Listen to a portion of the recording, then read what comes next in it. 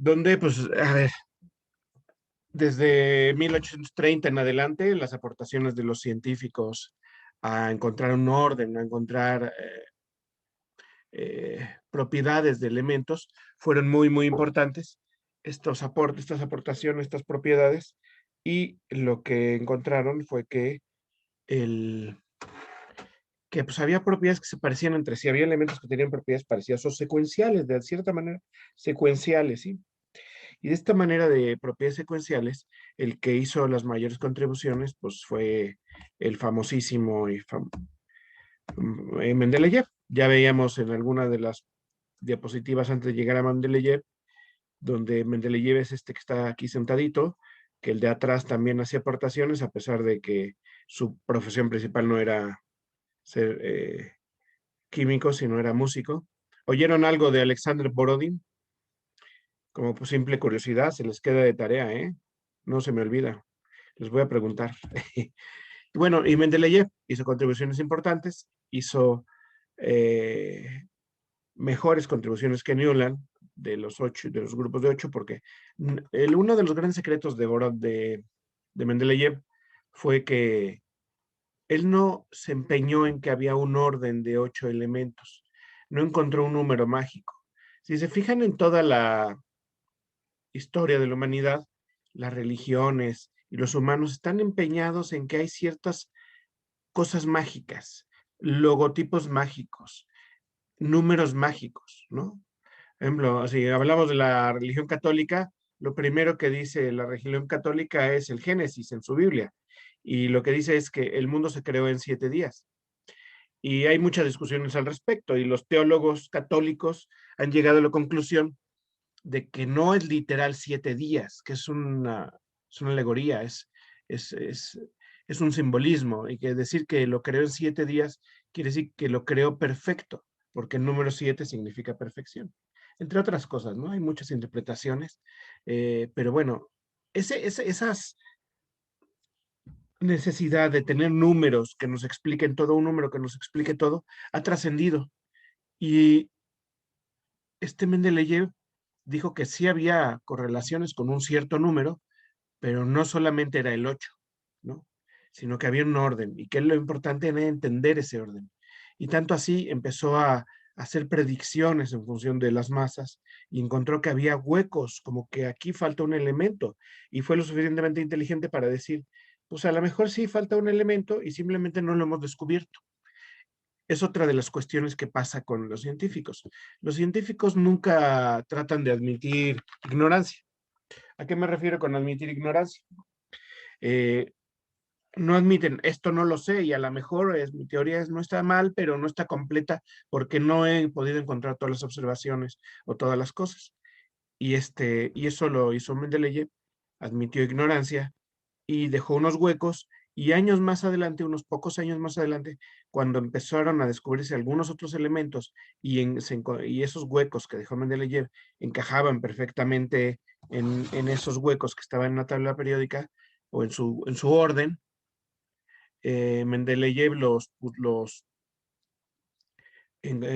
y se encontraban que tenían las propiedades que Mendeleev había predecido, pues todo el mundo dijo, sí, la verdad es que el barbón greñudo ese sí tenía razón. Y por eso la ley no se basa en un número, la ley periódica que propone Mendeleev, sino él estudia las propiedades de los elementos, ¿sí? Entonces, si nosotros vemos aquí, la palabra fundamental es algo muy sencillo en una ley, es esto que dice propiedades, y que van a variar en función de sus masas. O sea que las propiedades y las masas tienen que ver. Claro, él lo que veía es que lo que diferenciaba un elemento de otro era que tenía masa diferente, pero para Mendeleev eso era lo importante, porque no conocía los protones, no conocía no se había establecido que el número atómico era lo que diferenciaba un elemento de otro. Para él era la masa, por eso la propone así. De tal manera que propone un orden. Se fijan, este de la derecha, esto de aquí, este de aquí, es un timbre postal de conmemoración de la tabla periódica de Dmitri Mendeleev. Y pues así son los garabatos originales de Mendeleev, donde ve y pone las masas, si se fijan. Entonces pone al berilio, al boro, al titanio, al vanadio, al cromo, al manganeso, al hierro 56, etcétera. Pone todos los elementos que él conocía sus masas y los acomoda de esta manera, ¿sí? Entonces no tiene ese orden de 8 tan claro, ¿no? Y esto da pie a que aquí se ve un poquito mejor, a que había ciertas secuencias en este orden y había otras secuencias en este orden, ¿sí? Y había unos huecos aquí. Y estos huecos eran los que Mendeleev predecía y decía que tenía que ver algo ahí que era un elemento. Por aquí les dejo esto, chemistryworld.com. Hay unos cómics muy buenos. Aquí hay una viñeta de uno de los cómics, donde hacen muchas viñetas, entre ellas de Mendeleev, ¿sí? Es tiempo de cortar ese pelo y barbas, al menos una vez al año, ¿sí? Considerar lo que es necesario. ¿Ven? Entonces no solamente era yo el de la idea de que Mendeleev estaba muy greñudo. No es tenerlo el pelo largo, ¿no? Sino tenerlo desarreglado más bien. Bueno, pocos años después, Moseley, si se fijan, fue un personaje, Henry Moseley, experimentó con rayos X, que sirvió para asentar las bases de lo que fue el número atómico y que la masa atómica no era lo más importante, sino el número atómico y modificar la ley periódica. Henry Moseley, si se fijan, nació en 1887, es decir, no llegó a 40 años de vida, murió en 1915. Y gracias a sus trabajos y el desarrollo del concepto de número atómico, se redefine la ley periódica de Mendeleev, que dice las propiedades de los elementos varían en función de sus números atómicos, ¿sale? Y los números son los importantes. Estos son los importantes, los números atómicos. Z, el número de protones en el núcleo, y no las estos. ¿Y cómo varían las propiedades? Pues varían en función, ¿sale? Luego ya se van descubriendo muchos más elementos, viene gente que empieza a estudiar con física de partículas, entre ellos el grandísimo premio Nobel Glenn Seaborg, que es el padre de esta tabla periódica, que es la tabla periódica actual, es la que estamos viendo. Simplemente ponen aquí, por eso se le llama tabla periódica larga, o de 18 columnas, porque esto como está muy largo, normalmente lo que hacemos es ponerlo acá abajo y pegar estos dos trozos, ¿no? Pero es la tabla periódica que nosotros conocemos ahora. No es la única tabla periódica. La tabla periódica antes estaba dividida entre grupos A y grupos B. Hasta yo estudié la secundaria y todavía estaba ahí en la prehistoria y todavía estaba dividida en la prepa también A y B, los grupos A y B, ¿no? Entonces, los grupos A eran los representativos, los B eran los transicionales. Entonces era una cosa rara porque los B empezaban con el cobre, el zinc y luego se regresaban al grupo del escandio, ¿no? Y luego los representativos eran el 1A, el 2A y luego saltaban al 3A. Ahí saltaban todos los del medio y siempre nos decían en la prepa, los transicionales no les hagan caso, los del grupo B no les hagan caso porque son muy raros y se comportan raro y mejor los representativos. Y se llaman representativos, lo que antes se llamaba el grupo A, estos y estos, porque representaba bien a las propiedades, representaba bien la ley periódica de Mendeleev, ¿sale? Y pues eso ya pasó a la historia, ya no se llaman grupo A o B, y ahora se llama la tabla periódica de 18 columnas, empezamos con el 1 y terminamos con el 18. Entonces yo les digo, el grupo 7, todo el mundo sabe que es el grupo del manganeso. Si yo les digo el grupo 4, la mayoría de las personas me van a decir, sí, claro, el del titanio, porque así lo saben, ¿verdad? Y ya lo sabemos, el grupo 4, el del titanio, el grupo 13, el del boro, etcétera, etcétera. Y esto coincide mucho con lo que habíamos visto ya en la química general 1 de la teoría del octeto de Lewis, el número de electrones que tiene en la capa de valencia un elemento, pues coincide con este numerito. Antes coincidía con el número del grupo, ahora coincide con el último dígito. Es decir, en el grupo 17 tiene 7 electrones en la capa de valencia. En el grupo 16 tiene 6 electrones en la capa de valencia. Y en el grupo 1 tiene un electrón en la capa de valencia y así sucesivamente. Sin embargo, esta es la tabla periódica a la que estamos acostumbrados y que hemos visto por muchos años. Hemos visto crecer esta tabla periódica. Esta tabla periódica, ahora si van a comprar una papelería, ya hay elementos aquí, cosa que antes no había. Y cuando yo compraba la tabla periódica, creo que nada más estaban hasta estos elementos que estoy tachando, no existían, ¿sí? Entonces, en unas décadas han crecido en un montón los elementos que se han descubierto. Mendeleev tenía una tabla más periódica más parecida a esto, ¿sí? El sistema de Mendeleev se parecía a esta tabla periódica. De hecho, hay un profesor en el departamento, ahí donde estudió el doctorado esta Caterine, que todos conocen a Caterine, está el doctor Anatoly Yatsimirsky. El profesor David Díaz, que es el profesor que está en ese laboratorio, estudió el doctorado en Moscú con Anatoly Yatsimirsky. Y cuando en el 92, cuando el bloque soviético ya había caído con la perestroika, la situación en la Unión Soviética era muy mala y el profesor Yatsimirsky, un muy importante en la Lomonosov en cuanto a química, pues ganaba $20 al mes.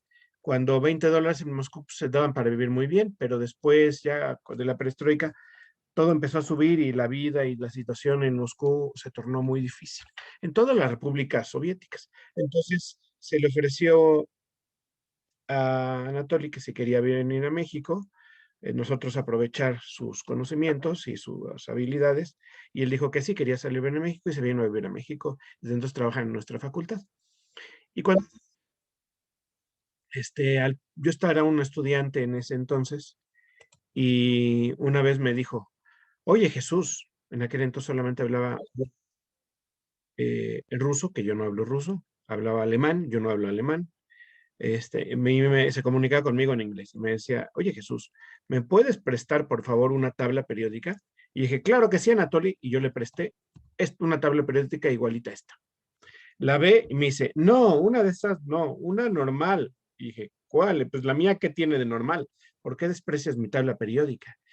La mía estaba en español, entonces dije, es que está en español. No, no, no, no. Yo me sé los símbolos de los elementos, no necesito que vengan en ningún idioma. Decía, no, no, el orden. Dije, pero ¿por qué Anatoly? Y hasta que vi que lo que me pedía era esto. Me pedía una tabla periódica en este sentido. La tabla periódica de Mendeleev, que se origina en Mendeleev. Y es una tabla periódica de las que se vendía en las papelerías en Moscú. ¿Sí? Este tipo de tablas periódicas. Entonces nos preguntamos simplemente con este hecho anecdótico de un profesor de la facultad conmigo, que en ese momento era estudiante de la facultad, ¿cuál la tabla periódica es la buena? ¿La del bloque este o la del bloque del oeste? ¿La del bloque capitalista o la del bloque socialista? ¿Tiene que ver con socialismo y capitalismo? Y la respuesta es no. ¿Cuál es la buena?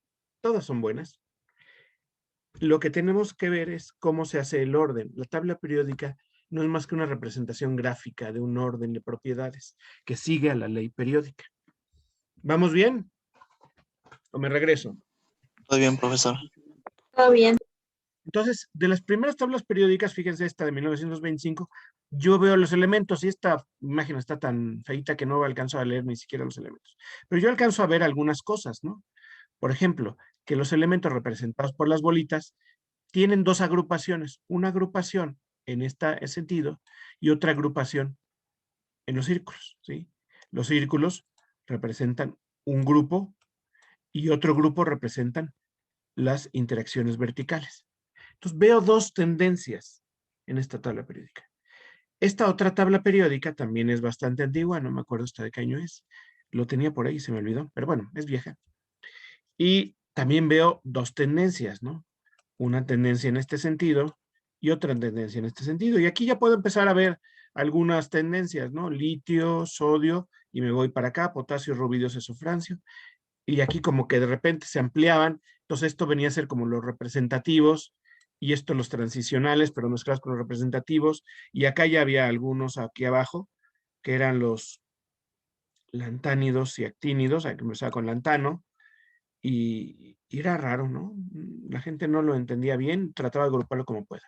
Luego empezaron a hacer algunas otras cosas, como por ejemplo la espiral de Scholten, que se parecía mucho a la anterior. Aquí se ven mejor las cosas, ¿no? Entonces yo puedo ver claramente, por ejemplo, litio, sodio, potasio, rubidio, francio. Y luego en el del litio veo helio, litio, berilio, boro, carbono, nitrógeno, oxígeno, flúor. Termina la espiral y sigue creciendo la siguiente espiral.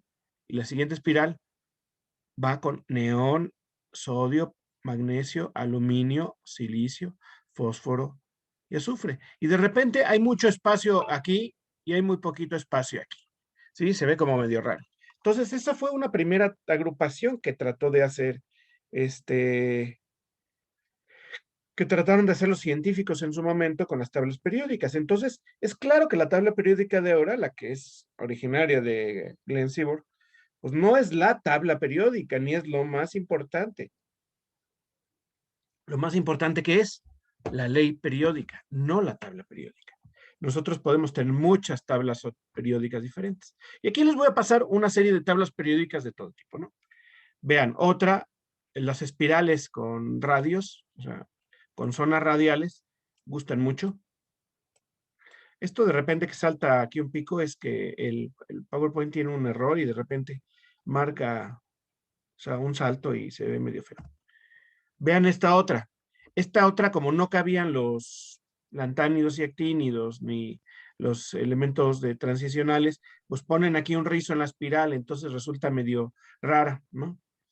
Esta es Fractal Periodic System de Melinda Green. Entonces, cada uno puede hacer su tabla periódica. De hecho, ustedes podrían diseñar su tabla periódica. Hay quienes les gustó la tabla periódica tridimensional, ¿no? Quienes les guste la realidad virtual y lo tridimensional, pues lo pusieron. Y esta tabla periódica es bastante vieja, ¿no? Es de un libro de Wild, la editorial. Y vean, tiene como pisos y cada piso tiene sus dos dimensiones. Una, dos dimensiones y la tercera dimensión es la vertical. ¿Sale? Esto, y luego había tablas periódicas en papel en 3 dimensiones. Estas tablas periódicas nunca han tenido éxito. ¿Por qué?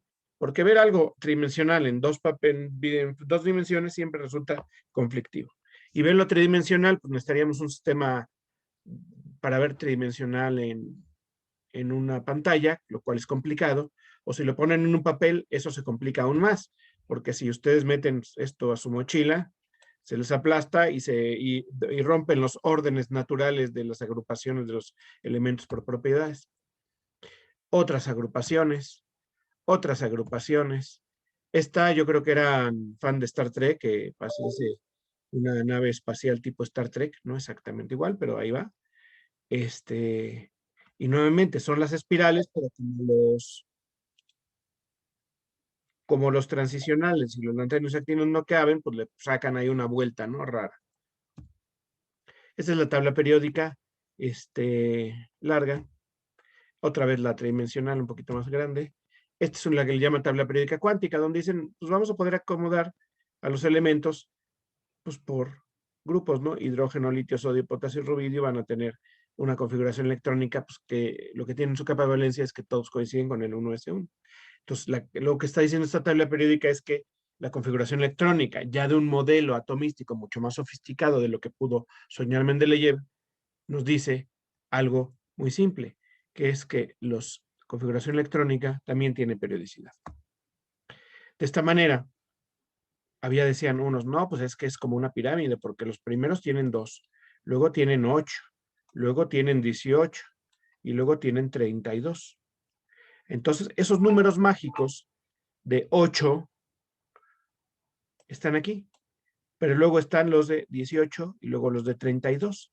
Entonces, son justamente los números, los electrones en los números cuánticos principales. En un número cuántico principal, 1 tiene le caben 2 electrones. Aquí en los representativos tenemos 8 electrones. En los transicionales tenemos 18 electrones. Todo el mundo ha ido a volar de la teoría del octeto de Lewis, ¿sí? O de Lewis, pues.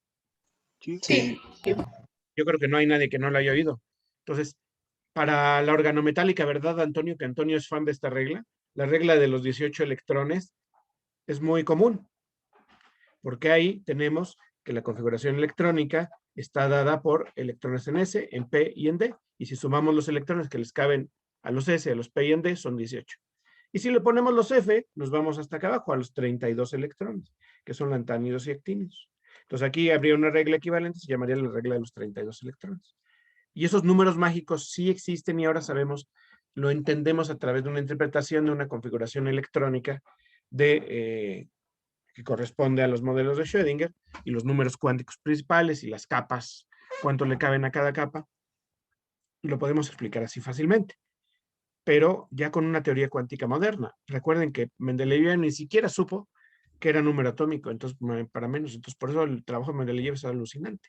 Con la poca información que tenía, era muy impresionante lo que podía hacer. Si ustedes consideran las masas de Mendeleev, lo difícil que era, consideren esto, las masas de un elemento. Si yo veo el oxígeno en su estado elemental es diatómico.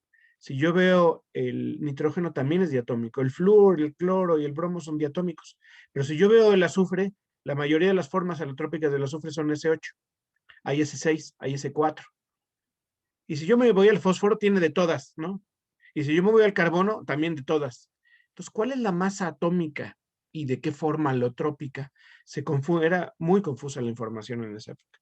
Entonces, las proezas de las personas en aquel entonces eran alucinantes, no eran impresionantes, eran grandiosas, porque tenían una capacidad de una información increíble.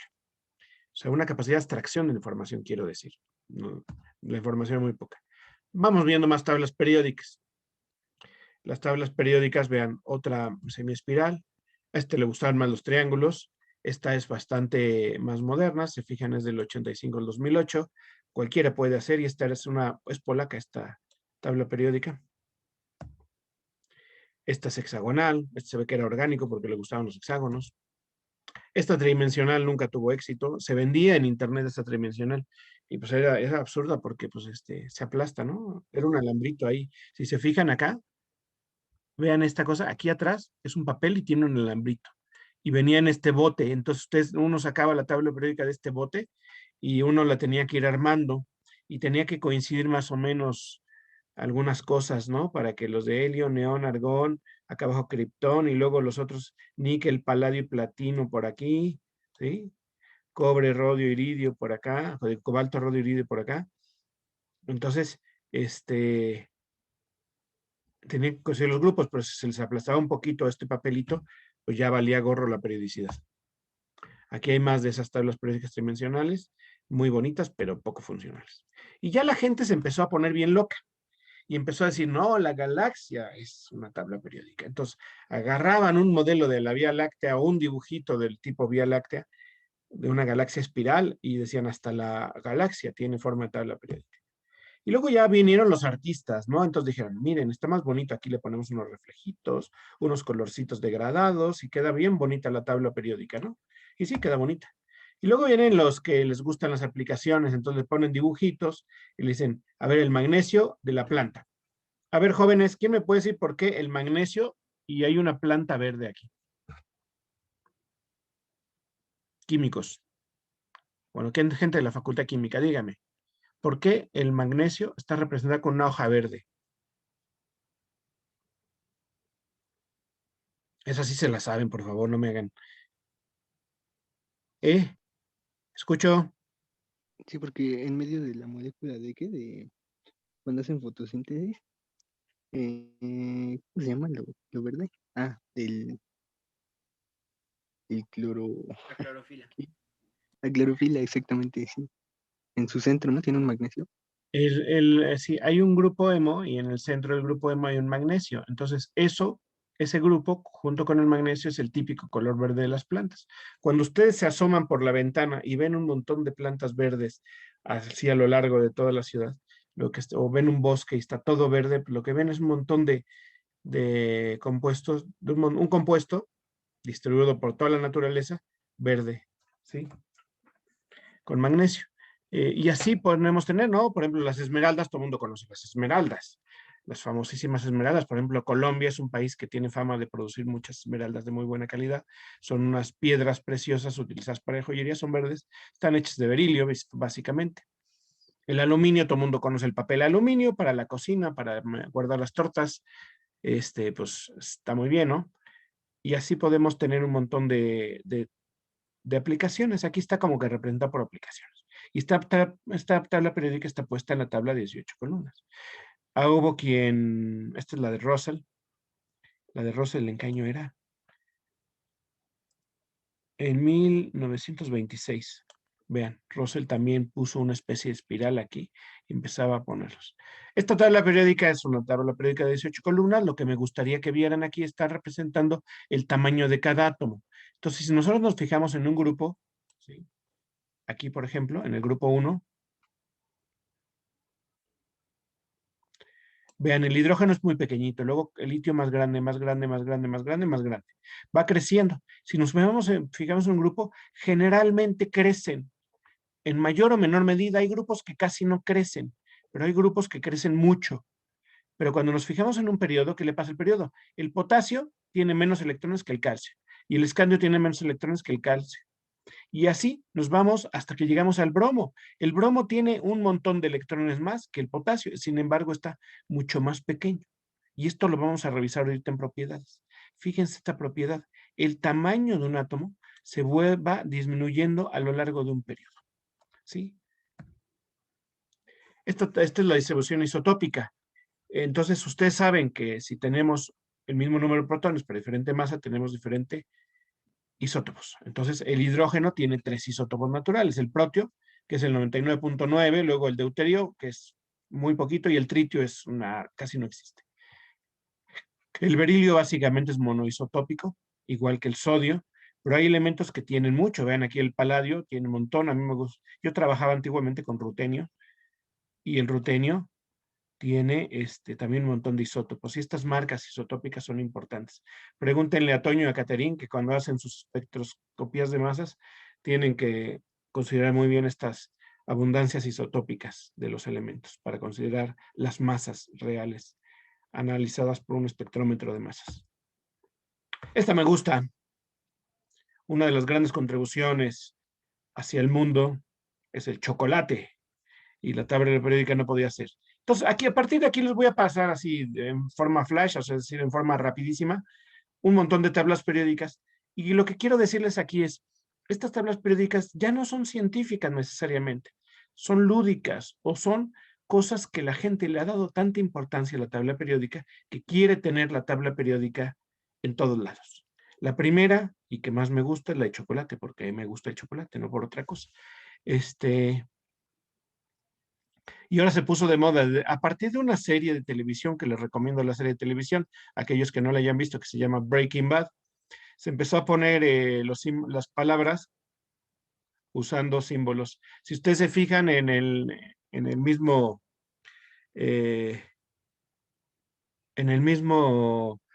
classroom del grupo, tenemos la palabra química inorgánica hecha de esta manera, y se pone así. Entonces les voy a pasar las tablas periódicas curiosas para que vean lo que le importa a la gente en la tabla periódica. Aunque no tenga nada que ver con ciencia, aunque no tenga nada que ver con química, lo meten en una tabla periódica. A ver algo en el chat. Jaja, la neta elegí por la carrera. Ah, caray. ¿Por qué? ¿Porque te gustaban las letras o porque te gustaba lo que hacía el protagonista? Bueno, dejémosla ahí. Sigamos. A esta chica le gustan las galletas. Si yo hubiera sido la chica y hubiera hecho así estas cosas redondas, yo hubiera hecho gorditas de chicharrón, no hubiera hecho galletas. Vean, hay todo en tabla periódica, ¿no? Camisetas, cilindros, tazas. Esto es muy común. Hay programas de televisión, Big Bang Theory, donde pues hay una tabla periódica ahí, ¿no? Llaveros, botes, y vamos pasándola rápido, ¿no? ¿Quién quiere una colcha de tabla periódica? Yo creo que los tacharían muy nerds en su casa, ¿verdad? Una correa de tabla periódica, un coche, una mesa. Los reto a que se hagan un tatuaje de tabla periódica. A ver quién se anima. Pueden ponerse la tabla periódica entera o pueden ponerse alguna palabra con elementos. Esta tabla periódica está hecha con una microscopía y está hecha en un cabello. Tenis, suéteres, gorras, corbatas, calcetines, corbatines, mandiles, mochilas, calzones, joyería. Hay unas joyerías preciosas de tabla periódica. Mochilas, cinturones. A mí el cinturón se me late, ¿eh? Más calzones, faldas, chanclas. Vean es carísima esta joyería. Alguna vez la vi en internet, de donde me bajé la foto. Y el de oro es oro, el de plata es de plata, y el de platino es una aleación de platino, o tiene, pues más bien no es platino, está recubierto de platino, porque el anillo puro de platino sería carísimo. Vean más joyería, joyería, joyería. Los celulares es muy fácil ponerles una tabla periódica, ¿no? Vean los aretes de plata, pues ahí están, ¿no? Esta es muy divertida, el que quiera, pues la puede usar. Esta me gusta mucho. A ver, hay quien no estará de acuerdo conmigo porque no le gusta la carne. A mí me gusta mucho la carne. A ver, votos. De todas esas que están ahí, ¿cuál es la mejor? La de los panquecitos. ¿Cuál? Número Ah, de aquí, de esta tabla que estoy poniendo aquí de carne. 46. 26 27, costillas. Ah, bien. ¿Quién más? 27. 27. 27. Yo opino que la 27. ¿Quién dijo 27? Que no. 48. Yo les doy mi argumento porque la 27. A ver, para gustos se hicieron los colores, entonces no, aquí no hay acertadas ni Yo, errores. profesor. ¿Quién dijo yo que no? Es que no, como no tengo abierto la persona. ¿Abigail? No. Yo, Astrid. Sí, a ver. Ok. ¿Por qué dijiste la 27?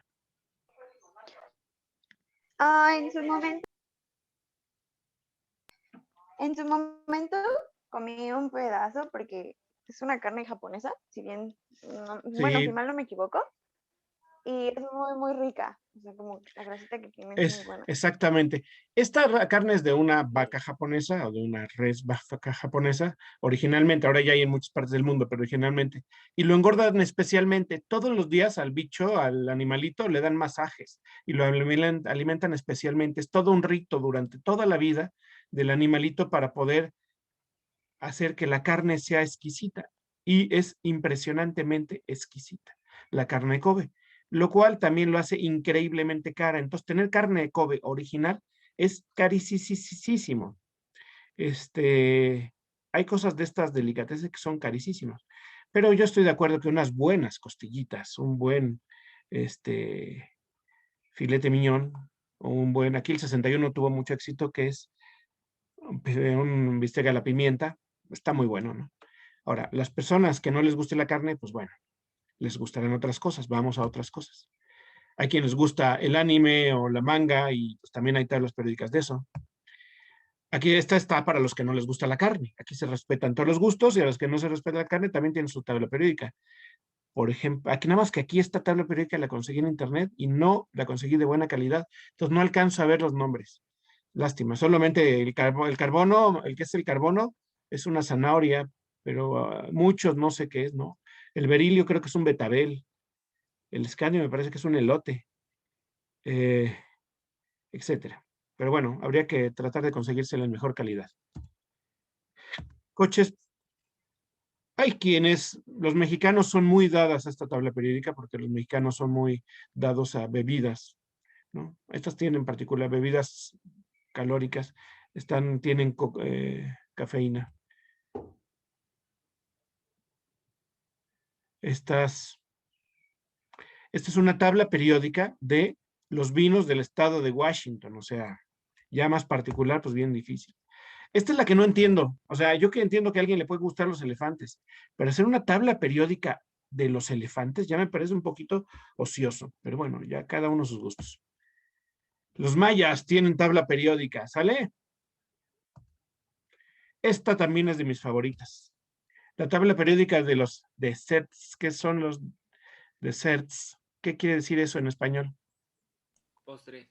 Postre, ¿no? Entonces ya tenemos miel, sal, canela, jarabe de maíz, y nuez de macadamia, hielo, chocolate, crema, todos los ingredientes con los cuales hacemos postres. Esta es muy interesante, muy, muy interesante a quienes que les gusta. Pues son los tabla periódica de los estilos de cerveza. Esta es la tabla periódica de cotorreo, ¿no? Con nombres curiosos. Por ejemplo, vean el elemento del grupo 1 y periodo 4. ¿Cuál es el nombre real del elemento? El del símbolo K, potasio. Aquí tiene otra acepción, ¿sí? El carbono también tiene otra acepción. Esta es una ciencia muy interesante también que se llama la mixología. Una vez tuve un estudiante en laboratorio de química inorgánica y era un chavo que por azares del destino se había salido de la carrera, había tenido una niña con su pareja, pocos años después se divorció de su pareja, se separaron, él seguía criando a la niña y pues para poder seguir estudiando se puso a trabajar y empezó de barman en un bar. Luego se consiguió una chama mejor y era coordinador de barman, de gente que servía tragos en una empresa que daba fiestas. Y le iba muy bien, nada más que era un trabajo muy matado, ¿no? Tenía que ir viernes en la noche, sábado en la noche y domingo en la noche a trabajar. Entonces el lunes no llegaba a clase. Y el laboratorio a los lunes nunca llegaba. Y me decía que su sueño era irse a Austria, porque este chavo era mixólogo profesional y lo que hacía era mezclar cosas para hacer tragos. Y me dice, le digo, ¿y por qué quieres irte a Austria? Dice, es que conocí ahí a una chica y quiero irme para allá. Dice, pero tengo que acabar la carrera para que me den chamba de químico en alimentos allá. Y yo dije, ¿quién te va a creer? ¿Por qué crees que te van a dar chamba de químico de alimentos allá? Digo, no, te falta un montón para acabar la carrera y si estás trabajando es bien difícil, pero hay que echarle ganas. Y dice, no, pero entonces, ¿cómo trabajo? ¿De qué vivo allá? Le digo, pues si tú eres cantinero o experto mixólogo, allá cualquiera te daría chamba en Viena con esta chamba. Y a los 15 días, después de decirle eso, se fue el chavo este. Y se quedó a vivir allá y trabaja en un bar desde entonces y le va súper bien y gana una buena lana. Entonces, esos son unos ejemplos y algunas anécdotas para relajarnos un poco acerca de la importancia de la periodicidad. Se fijan, este paseo muy rápido por periodicidad es bastante importante porque esto de la ley periódica ha hecho que la tabla periódica sea reconocida a nivel internacional, a nivel global, a nivel no solamente de los expertos, sino de todo mundo, como algo muy importante que identifica la química, porque las propiedades las podemos explicar a partir de eso. Y eso es lo que quiero empezar a ver ahora. ¿Cómo las propiedades las podemos explicar a partir de esta tabla periódica? Entonces, ¿qué es lo importante? La tabla periódica o la periodicidad. ¿Y qué entendemos por periodicidad? Porque si periodicidad, pues es claro. ¿Quién me puede explicar qué es periodicidad?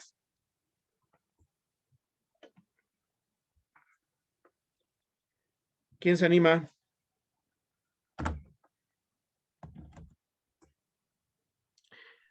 Aunque lo tengan mal, no pasa nada. Aunque no lo tengan muy claro, no pasa nada.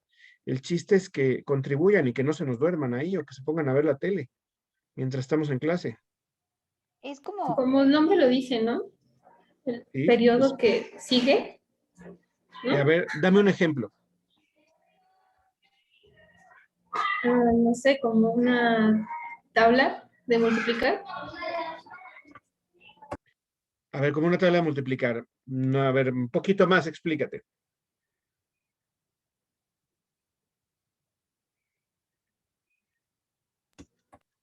Es, sigue una secuencia.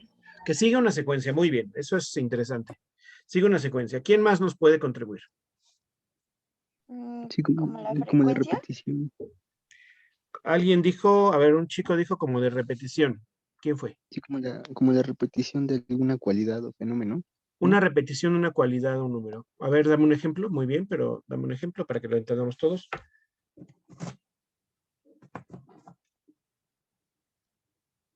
Pues así como, como la función seno, cada cierto trayectoria, o bueno, recorrido más bien, vuelve como, ¿cómo se llama?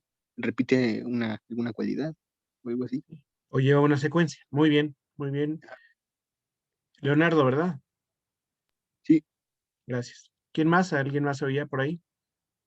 Ah, como la frecuencia con la que van sucediendo las cosas. Como la frecuencia, dame un ejemplo. Mm, bueno, creo que el profesor Antonio puso en el chat lo de las ondas mecánicas Ujú, y pues esa es como la principal representación de una frecuencia. muy bien, sí. O sea, como que se repite. Lo digo porque muchas veces estamos prejuiciados por el concepto de periodicidad o sea, como que, por ejemplo, una revista que es quincenal, aparece cada 15 días, tiene una periodicidad de 15 días, se repite cada 15 días, como lo que nos decía Leonardo de la función seno, cada X números. Ahora, periodicidad es todo lo que están diciendo, pero no necesariamente tiene que repetirse, tiene que tener una secuencia predictiva, porque, por ejemplo, si yo pongo una línea recta, hagan de cuenta que eso es una línea recta en un eje Y y en un eje X, ¿esto sería periódico?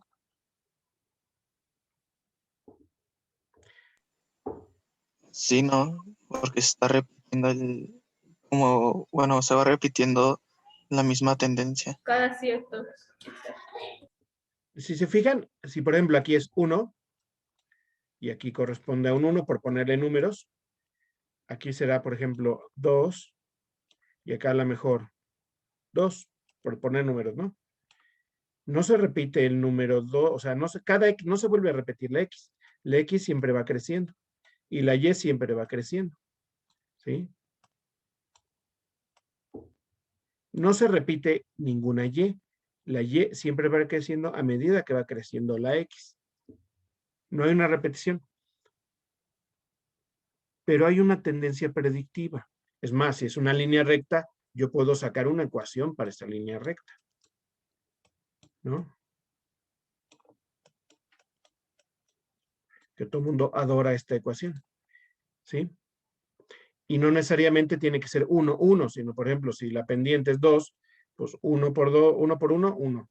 2 por 2, el Y va a ser 4, ¿no? Si la pendiente es 2, aquí la Y va a ser 4. Si la pendiente es 2, 2 por 3, 6, aquí va a ser un 6, ¿sí?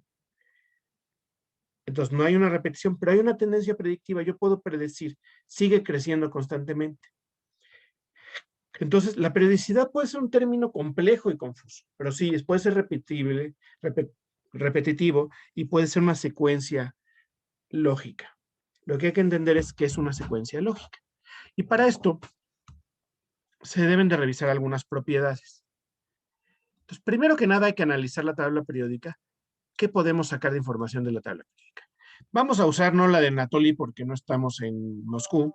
Vamos a utilizar la tabla periódica de 18 columnas. Y lo primero que tenemos que identificar en una tabla periódica, que esto es de química de secundaria, ya conoce todo el mundo, que es el elemento. Todo el mundo conoce el símbolo del elemento. Si yo tomo litio, yo sé que digo Li, está el litio, ¿no? Y a ese litio, pues le va a corresponder un número atómico, es lo principal. Y después va a tener una masa también. Esos son los primeros elementos a poner. Y luego las tablas periódicas más complejas, lo que van haciendo es van añadiendo más propiedades dentro de ese cuadrito, lo cual se vuelve imposible porque hay muchísimas propiedades y no cabe todos en ese cuadrito. Luego al final les voy a dar una tabla periódica en Excel donde ustedes pueden poner qué propiedad le quieren meter a ese cuadrito, ¿sale? Luego, lo siguiente es que está dividido en dos secciones.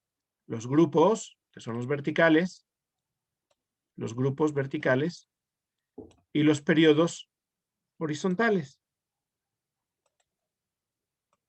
¿sí? Entonces, ahí las dos tendencias. Si se acuerdan las tablas periódicas que estuvimos viendo hace un momento, las de espirales y eso, y todas lo que podíamos definir había dos tendencias claras, dos agrupaciones de elementos claras. Y esas dos agrupaciones las pueden poner geométricamente como se les pegue la gana. Ponerlas vertical y horizontal es lo más sencillo. Entonces, ¿para qué nos vamos a complicar la vida si lo podemos poner en vertical y horizontal y nos quitamos de problemas? Porque lo importante no es la forma geométrica, es lo que representan, y representan dos tipos de agrupaciones, dos tipos de tendencias principales, y dos tipos de tendencias principales, y en esas tendencias vemos que podemos ponerle un número a cada grupo, del 1 al 18, ¿sí? Y lo vamos a identificar, todo el mundo lo conoce, igual los periodos. Y lo siguiente es que si ustedes ven la tabla periódica y ustedes se acuerdan de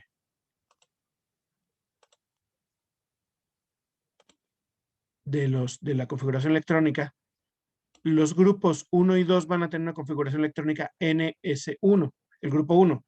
El 2 va a tener NS2, lo estoy escribiendo aquí.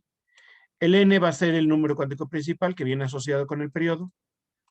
1, 2, 3. Entonces ya me representa una configuración electrónica y obviamente la configuración electrónica está íntimamente relacionada con el número atómico. Cuando llegamos al número 2, al grupo 2, después aquí ya tiene los elementos, tienen el bloque D, porque en los capa de valencia tenemos electrones en D. Y cuando llegamos a los representativos tenemos electrones en S y en P. A los S le caben 2 electrones y P tenemos 3 orbitales P, PX, PY y PZ. Y como ustedes recordarán, a cada orbital molecular, cada orbital atómico, perdón, ya me estoy yendo de tema, cada orbital atómica le pueden caber máximo 2 electrones. Entonces, si tenemos 4 orbitales, un S y 3 P's, le van a caber 8 electrones. Por eso era el número mágico de Newlands, el número mágico de tantos, ¿no? Tanta gente que empezó a investigar, le cabían 8 elementos a estos grupos. ¿Sí? Había repeticiones de 8. Por eso era importante. Y los de acá abajo, pues ya están bien raros, ¿no? Porque tienen orbitales, tienen electrones en S, en P, en D y en F. Por eso se llama el grupo F. Si yo veo cuántos electrones caben a los S, le caben 2. A los 8, a los P, lo acabamos de ver, le caben 8. A estos les caben 10. Y a estos les caben 7 por 2, 14, ¿verdad? Y si sumamos todo esto, nos da 32. ¿De acuerdo? Entonces, la configuración electrónica siempre hay que tenerla en mente. ¿Qué tipo de orbitales tienen qué capa de valencia? Y eso va a ser importante para el análisis. Entonces, aquí está representado de forma resumida. En el grupo 1 tenemos que caben 2, en el grupo 2, 8, luego 18, luego 32, 32, 32 y 32. ¿Sí? Las formas, los orbitales son bien importantes que lo sepan. Esto ya lo saben desde secundaria, por eso no lo vamos a ver. Los orbitales P, por ejemplo, todos tienen la misma forma, simplemente la única diferencia es que están orientados en el espacio en diferentes lugares. Al estar orientados en diferentes lugares, pues eso nos da unas propiedades bastante particulares y muy importantes que iremos viendo a lo largo del curso. Si nosotros vemos ahora los D, pues tengo 5 orbitales D, de los cuales 4 tienen la misma forma, nada más que están orientados de forma diferente, y hay un quinto que es una forma medio rara, que es doble como cacahuate, pero con una dona, ¿sale? Aquí en medio es el DZ cuadrado. Y así se van a los F, todavía más complicado, ya no vamos a ver los F. De esta manera, la configuración electrónica es lo primero que hay que considerar para ver las propiedades. ¿Por qué? Porque ahora ya sabemos, ya utilizamos la configuración electrónica, utilizamos la notación cuántica más moderna y al estarla utilizando, pues entonces lo vamos a ver bien. Entonces, para partir de ahora, lo que yo voy a requerir es que ustedes, de aquí a la próxima clase, recuerden su estructura de la materia. ¿Sí? Es bien importante recordar la estructura de la materia y algunas definiciones de las que ya vieron, porque esto es un tema repetido, la estructura de la materia. Si nosotros recordamos la ley periódica de Mendeleev, que nos decía, las propiedades de los elementos varían en función de, ¿quién me lo puede decir? Las propiedades de los La masa. La de Mendeleev sí, pero quedamos que ya no íbamos a tomar la de Mendeleev, sino la corregida. Entonces varían en función de Número atómico. número atómico. Entonces, si yo grafico una Número propiedad, si yo hago atómico. una gráfica de propiedad, pues la propiedad la pongo en el eje Y, propiedad.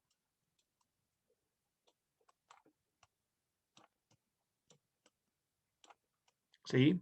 Y en el eje de las X, ¿qué voy a poner? El número atómico Z. Empezamos por el 1 hasta 90 o 100, por aquí estará el 90 más o menos. ¿Sí? Y vemos la propiedad. En esta gráfica que tenemos aquí, que estamos graficando la masa. Entonces, obviamente, a mayor número de partículas en el núcleo va a pesar más, va a tener mayor masa el núcleo.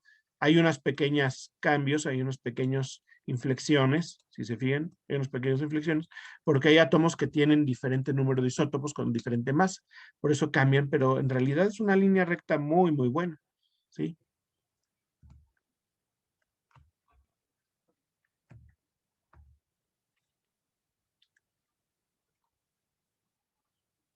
Ay, permítanme, aquí tengo... aquí lo que les puse es un video. Este video es de Cobalto, de la página pero Cobalto no, ya le cambié, Toño, se llama Cadmio. De cadmio. De Cadmio, sí, lo tengo aquí, es de Cadmio. Entonces, lo que van a hacer ahora es ver el video de Cadmio, ¿sí? Pero me voy a salir de aquí y se los voy a compartir nuevamente porque no les compartí con sonido, ¿sale? A ver si ahora sí lo oyen. Vamos a ver el video. Hola, mi nombre es Miguel y en este curso de apoyo docente con material Miguel, para chisme de todos, es hermano de Antonio y también es de la facultad. ¿Sale? interactivo cadmio, estudiaremos las propiedades periódicas de los Entonces, vamos a ver esto y vamos a empezar a discutir la próxima clase un montón de cosas al respecto. Pero ahorita lo vamos a ver, ¿vale? elementos. Acompáñame. La ley periódica o de periodicidad indica que las propiedades químicas y físicas de los elementos tienden a repetirse de manera cíclica y sistemática a medida que se incrementa el número atómico. En la ley de periodicidad se fundamenta la tabla periódica. Imagina una onda. El periodo es el tiempo que tarda la onda en describir una oscilación completa. Se puede medir entre cresta y cresta o entre nodo y nodo.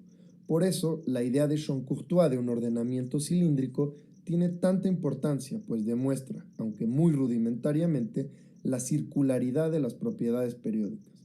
El acomodo de los elementos en tablas semicirculares o circulares tiene la intención de mostrar con claridad la periodicidad. ¿A poco no? Busca la tabla de Benfey, analiza su estructura y reflexiona acerca de su utilidad en términos de periodicidad. En la tabla periódica que utilizamos todos los días, esa circularidad no es explícita. Como resultado de las condiciones de contorno impuestas a las soluciones de la ecuación de Schrödinger, aparecen tres números cuánticos que no son independientes el uno del otro. El número cuántico principal, n, puede tomar cualquier valor entero a partir de 1. Se relaciona con la longitud promedio del electrón al núcleo en un orbital dado. Mientras mayor sea el valor de n, más grande es esa distancia, y por lo tanto más grande el orbital. Luego, L, el número cuántico angular, que toma valores de n-1 y está relacionado con la forma de los orbitales atómicos. El valor de L se designa con las letras S, P, D y F. El tercer número cuántico es el número cuántico magnético, ML, y se relaciona con la orientación espacial de los orbitales. Sus valores van de -L a L. Por último, debe considerarse el spin, una propiedad netamente cuántica de los electrones que tienen un valor de +1/2 o -1/2. Está relacionado con el movimiento de rotación del electrón sobre sí mismo y usualmente se representan los dos estados de spin con flechas verticales y de sentidos opuestos. Asignar los números cuánticos es muy útil para identificar y describir a los electrones en un átomo. Veamos los números cuánticos cuando n es igual a 3. Los valores permitidos de L son 0, 1 y 2. Cuando L es igual a 0, ML es igual a 0 y MS puede valer +1/2 y -1/2. Cuando L es igual a 1, ML puede ser igual a -1, 0 y 1, y para cada caso el spin puede tener valores de +-1/2. Finalmente, cuando L es igual a 2, los valores de ML pueden ser -2, -1, 0, 1 y 2, y para cada caso el spin puede tener valores de +-1/2. Además, puedes ver la representación de los orbitales atómicos con sus nodos y lóbulos. En cursos posteriores seguro lo verás con mayor detalle. Te dejo también la tabla periódica para que la relaciones con la asignación de los números cuánticos cuando n es igual a 3. Padrísimo, ¿no crees? La configuración electrónica es un descriptor que da cuenta de la distribución de los electrones en los distintos orbitales atómicos. Es importante conocer la configuración electrónica porque son los electrones, y más precisamente los electrones de valencia, los responsables de la reactividad química. Vamos a aprender a escribir la configuración electrónica de átomos en su estado fundamental. Esto significa que son átomos neutros, por lo que su número atómico corresponde también al número de electrones. Necesitamos conocer algunas reglas. Primero, el principio de construcción de Aufbau, que establece que los electrones ocupan gradualmente los orbitales de menor energía. Luego, el principio de exclusión de Pauli, que asevera que dos electrones no pueden tener los mismos números cuánticos. Esto quiere decir que dos electrones situados en un mismo orbital no pueden tener el mismo spin. Finalmente, la regla de Hund, que establece que la distribución electrónica más estable en los subniveles es la que tiene el mayor número de spines paralelos. Ahora bien, sabiendo esto y utilizando la tabla periódica como herramienta, puedo escribir la configuración electrónica de cualquier átomo. Hagamos el ejemplo del oxígeno, que se escribe como 1s2, 2s2, 2p4, o abreviada como la configuración Hola Armando, como electrónica del puedes helio ver, ya y luego mandamos. 2s2, 2p4. Para escribir la configuración electrónica de un ion, anión o catión, debes respetar las mismas reglas que para los átomos neutros. El concepto de configuración isoelectrónica refiere a dos configuraciones electrónicas idénticas pero de distintos átomos. Veamos el caso del oxígeno y del anión óxido O2-. Para el primer caso, del átomo en su estado fundamental, ya sabemos que es 1s2, 2s2, 2p4.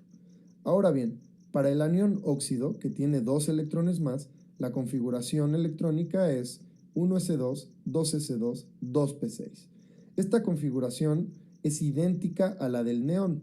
Las configuraciones electrónicas de neón y del anión óxido son configuraciones isoelectrónicas.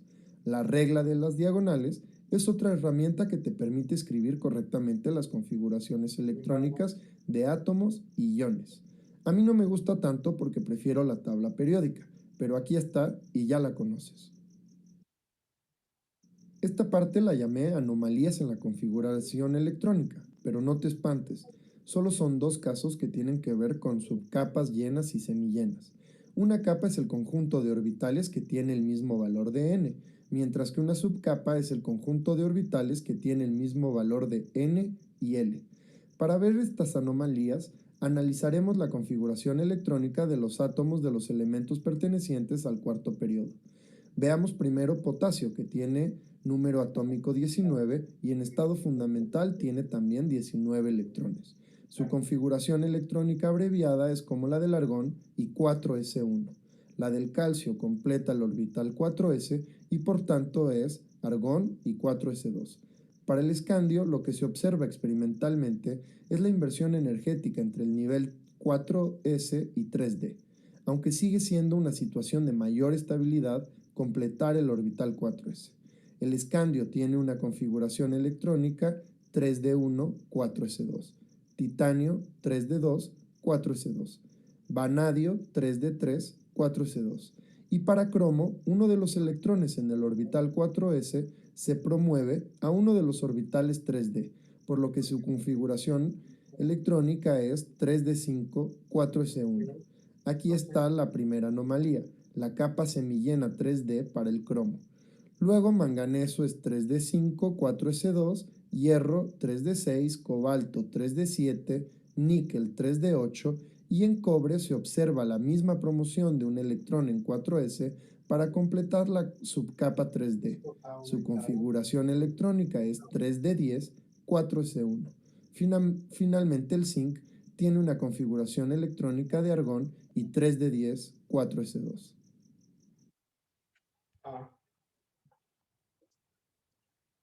Con toda la información que acabamos de discutir, se pueden establecer 4 bloques en la tabla periódica. Por cada nivel de energía o periodo hay 2 elementos del bloque S. A partir del segundo periodo hay también 6 elementos del bloque P. A los elementos de los bloques S y P se les llama elementos representativos.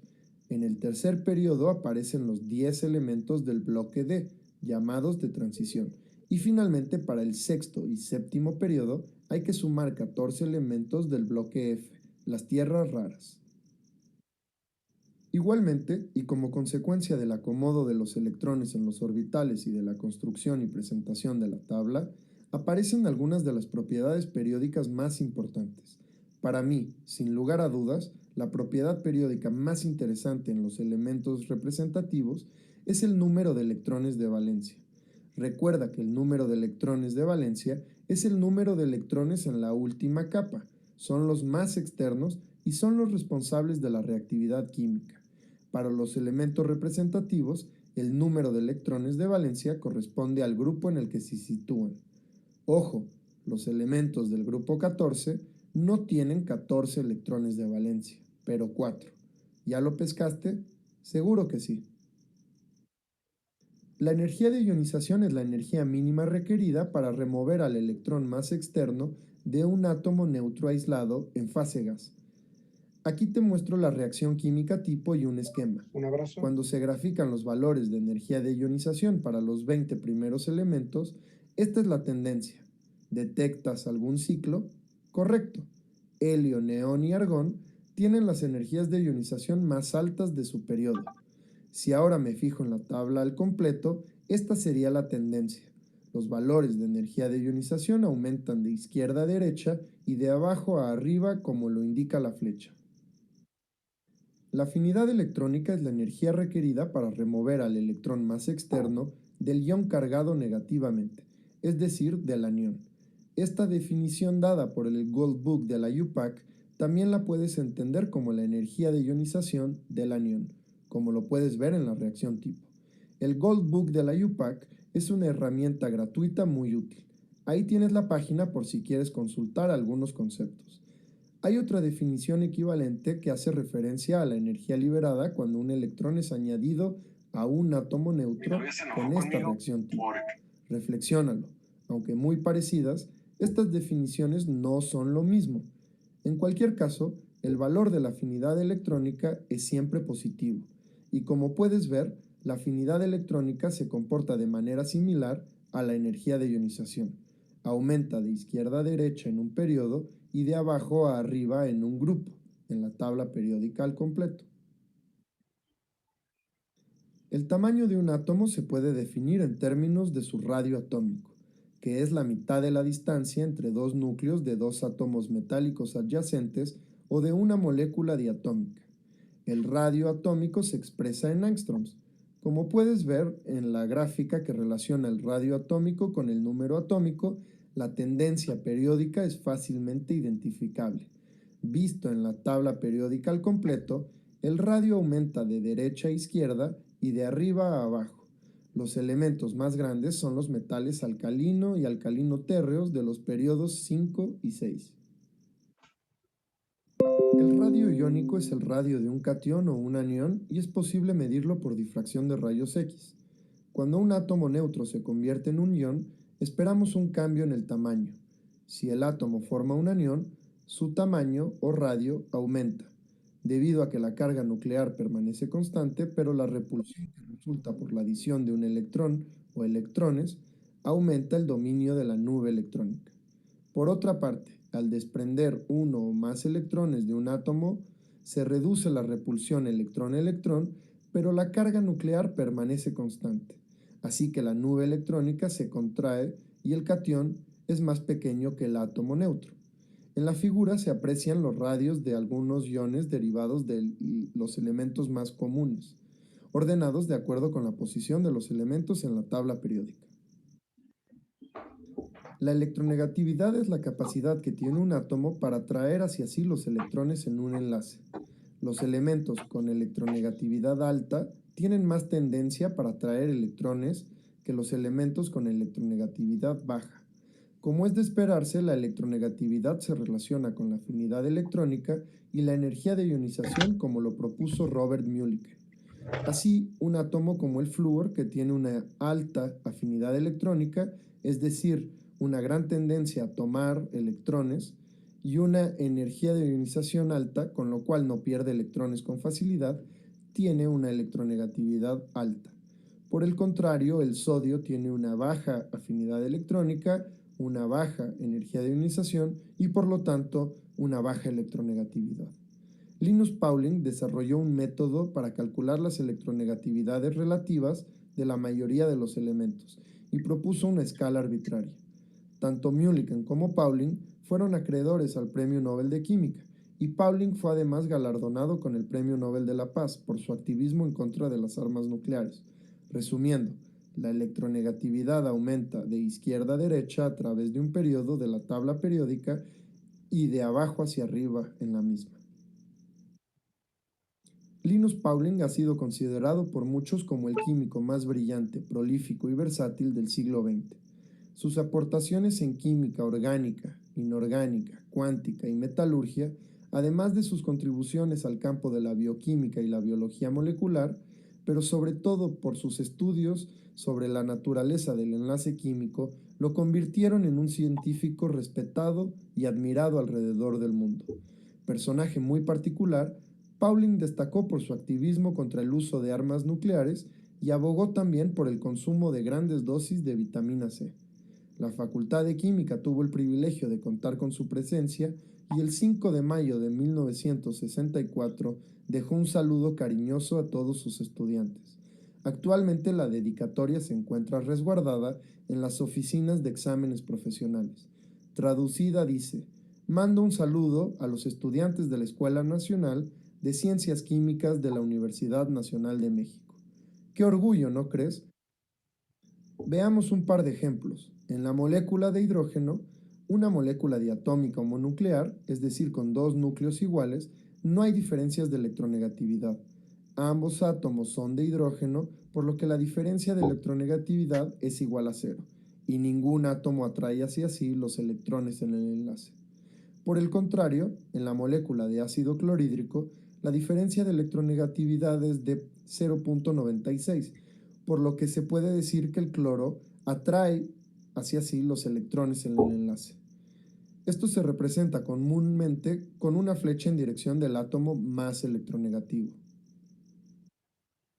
El carácter metálico es una propiedad periódica que indica la facilidad que tienen los elementos metálicos para desprenderse de sus electrones de valencia y formar cationes. Aquí tienes un esquema de reacción. A medida que el radio aumenta, también lo hace el carácter metálico, pues la atracción núcleo-electrón disminuye. Los elementos con mayor carácter metálico se caracterizan igualmente por tener bajas energías de ionización. Un ejemplo de lo anterior es considerar la reactividad de los elementos del grupo 2, los metales alcalino-térreos. El berilio tiene menor carácter metálico que el magnesio, y este a su vez es menos metálico que el calcio.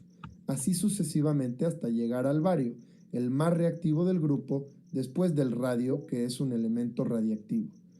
Cuando nos desplazamos en los periodos, es todavía más fácil, pues los elementos de la derecha en la tabla ni siquiera son metales, es decir, que no tienen una tendencia a perder electrones, pero a ganarlos. Con todo esto, ¿puedes intuir su tendencia a lo largo de la tabla periódica? Seguro que sí, pero de todas formas aquí la puedes ver. Intenta relacionar lo aprendido. Aquí te dejo un ejercicio. Recuerda que la práctica hace al maestro. Bueno, jóvenes, una cosa importante es que vean estos ejercicios que les propone Miguel, échenles ojo para la próxima clase. ¿Sí? Vean el video en Cadmio. Ahí lo podrán ver porque aquí pues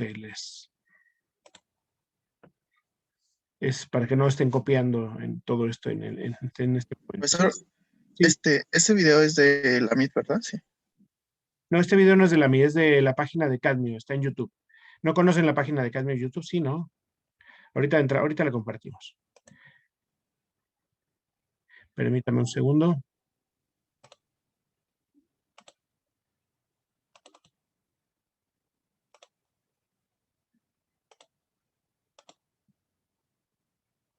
Aquí Antonio le está poniendo la liga en el chat. Por favor, cópienla, ¿sí? Ahí está. Pero está en cadmio. Déjenme, de todas maneras, están viendo mi navegador, ¿verdad? Si nosotros nos vamos a YouTube y ponemos cadmio,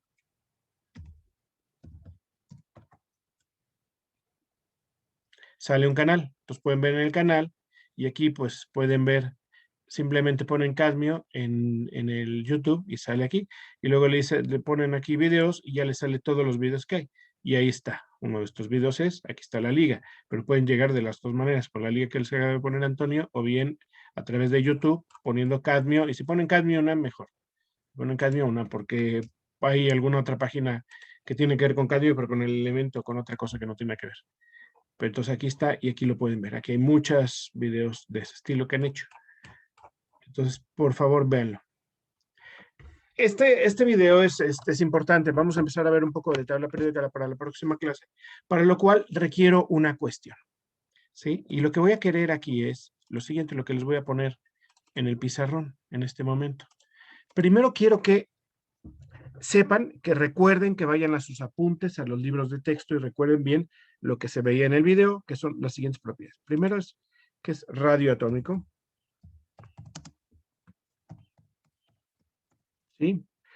Eso lo van a tener que saber. Segundo, ¿qué es energía de ionización? Tercero, ¿qué es afinidad electrónica? ¿Y qué es? Aquí me faltó una N, perdonen. Una afinidad electrónica, ¿qué es? Carga nuclear efectiva. Significado e importancia.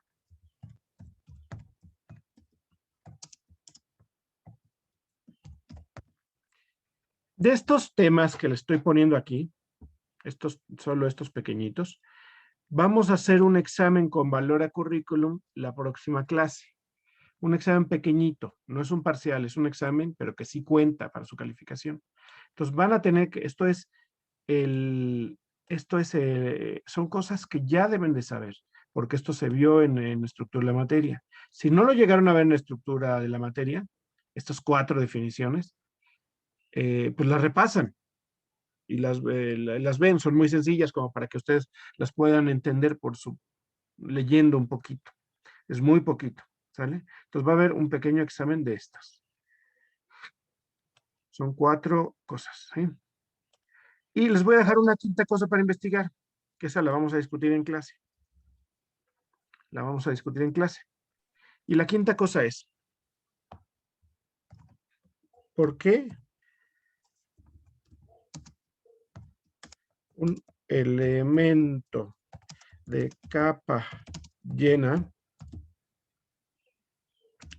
es más estable? Y aquí quiero desmitificar y quiero que empiecen a entender algo. Esto va a ser una discusión y no es fácil de entender, ¿eh? No es fácil. Es más, se les pregunta a los maestros de estructura de la materia y de repente dicen, ¿por qué? Porque siempre decimos, cuando la capa está llena, es más estable. Entonces, ahí están los gases nobles. Los gases nobles son estables porque tienen la capa llena. Pero yo quiero que me respondan la pregunta al revés. ¿Por qué los elementos que tienen la capa llena son más estables?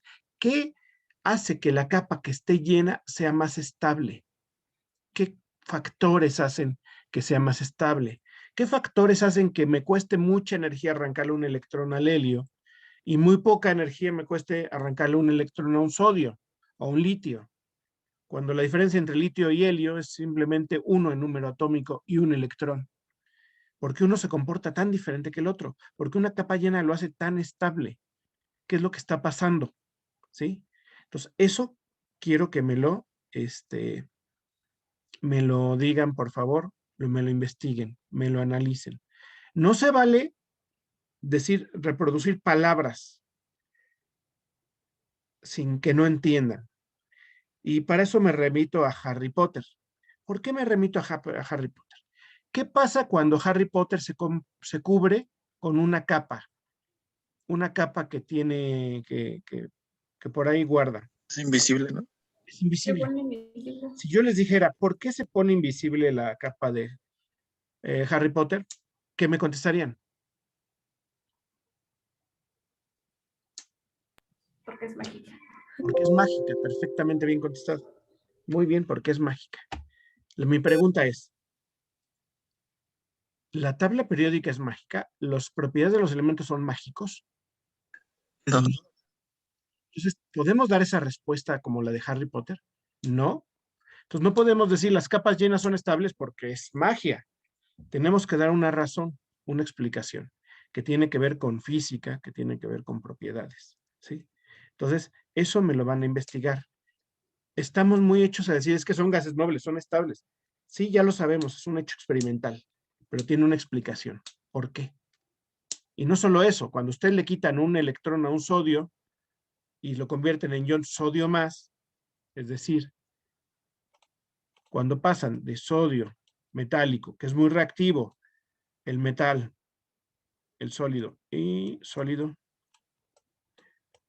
le arrancan un electrón y lo forman el ion sodio más, dicen el sodio más es muy estable, el que es inestable es el sodio metálico, y este es muy estable, y este está en disolución. Normalmente cuando cuando hacemos el experimento queda en disolución, disueltito en agua, ¿no? Y debe tener un contraión. Y el contraión que puede tener, pues en la práctica que hicieron en el laboratorio, pues es el OH-, ¿no? Tiene un contraión. Pero este es muy estable. Quitarle otro electrón al sodio más, no se puede. No, nunca lo hemos visto en ningún libro de texto, ningún maestro nos los ha mencionado. ¿Por qué? Porque tiene capa llena. Porque su configuración es de neón. ¿Y qué le hace al que tiene una configuración de capa llena que sea más estable? Entonces, vamos a analizar ese tipo de cosas y para lo cual requiero esto. ¿Sí? Entonces, van a tener una tarea que es leer y entender, que son de las tareas más complicadas que podemos pedirle a los alumnos, porque no es un copy-paste, es entender las cosas. Y vamos a hacer un pequeño examen de unas cuantas preguntas al respecto de esto, ¿sí? Entonces, con valor a currículum. ¿Dudas? ¿Comentarios? Ninguno, profesor. No, profe. Dale, No. pues. Entonces, si no hay dudas ni comentarios, lo vamos a dejar aquí. Y nos vamos a ver la próxima clase. ¿Sale? Gracias, profesor. Nos vemos. Gracias, Muy bien. profe. Es profesor, hasta